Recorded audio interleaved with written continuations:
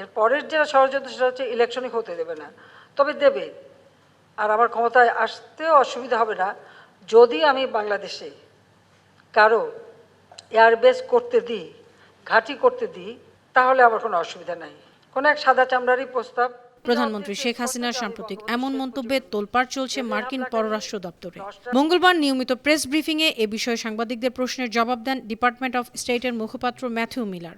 ব্রিফিংয়ে উঠে আসে নোবেলজয়ী ডক্টর মোহাম্মদ ইউনূসের বিরুদ্ধে সরকারের মামলার প্রসঙ্গ।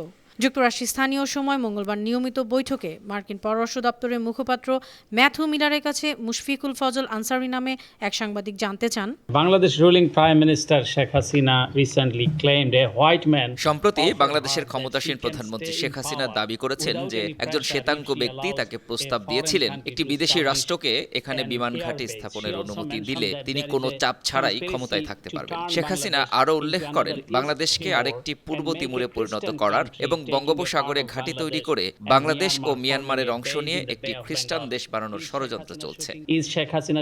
শেখ হাসিনার এসব অভিযোগের তীর কি যুক্তরাষ্ট্রের দিকে ছুড়েছেন? কেননা বাংলাদেশে একটি অবাধ ও সুষ্ঠু নির্বাচন আয়োজন, আইনের শাসন এবং দুর্নীতি দমন নিয়ে অব্যাহতভাবে আহ্বান জানিয়ে আসছিলেন আপনারা।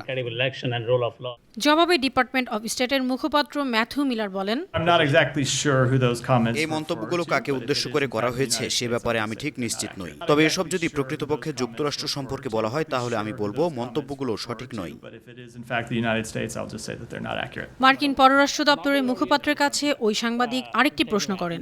নোবেলজয়ী ডক্টর মোহাম্মদ ইউনূসের বিরুদ্ধে চলমান মামলা প্রসঙ্গে যুক্তরাষ্ট্র প্রবাসী ওই সাংবাদিক জানতে চান, Nobel laureate professor Mohammad Yunus on Sunday রোববার আদালত কক্ষের ভেতরে আসামিদের অন্ধকার ও লোহার খাঁচার মতো ঘরে প্রবেশ করে নোবেল বিজয়ী অধ্যাপক মোহাম্মদ ইউনূস বলেছিলেন তিনি তার অভিশপ্ত জীবনের সবচেয়ে খারাপ পর্যায়ে রয়েছেন।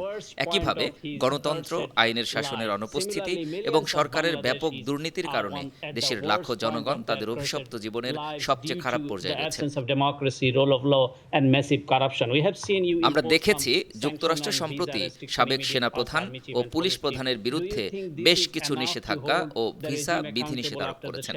7 জানুয়ারি অনুষ্ঠিত নির্বাচনের পর সরকারকে জবাবদিহি করার জন্য এই পদক্ষেপ কি যথেষ্ট বলে আপনি মনে করেন, নাকি আগের প্রতিশ্রুতি অনুযায়ী বাংলাদেশের গণতন্ত্র ও গণতন্ত্রপ্রেমী জনগণের সাথে সংহতি প্রদর্শনের জন্য আরও পদক্ষেপের কথা বিবেচনা করবেন? প্রশ্নের জবাবে ডিপার্টমেন্ট স্টেটের মুখপাত্র মিলার বলেন, আমরা ডক্টর ইউনূসের বিরুদ্ধে মামলার অগ্রগতি নিবিড়ভাবে পর্যবেক্ষণ করছি। আমরা আমাদের উদ্বেগ প্রকাশ করেছি যে এই মামলাগুলোর মাধ্যমে ডক্টর ইউনূসকে হয়রানি ও ভয় দেখানোর জন্য বাংলাদেশের শ্রম আইনের অপব্যবহার হতে পারে। আমরা আরও উদ্বিগ্ন যে শ্রম ও দুর্নীতি বিরোধী আইনের অপব্যবহার আইনের শাসন নিয়ে প্রশ্ন তুলতে পারে এবং সরাসরি বিদেশি বিনিয়োগ এফডিআই নেতিবাচক প্রভাব পড়তে পারে। আপিল প্রক্রিয়া চলতে থাকায় আমরা বাংলাদেশ সরকারকে ডক্টর ইউনূসের জন্য একটি ন্যায্য ও স্বচ্ছ আইনি প্রক্রিয়া নিশ্চিত করতে উৎসাহিত করতে থাকব। নতুন কোনো পদক্ষেপের ব্যাপারে আগাম কিছু বলতে পারছি না।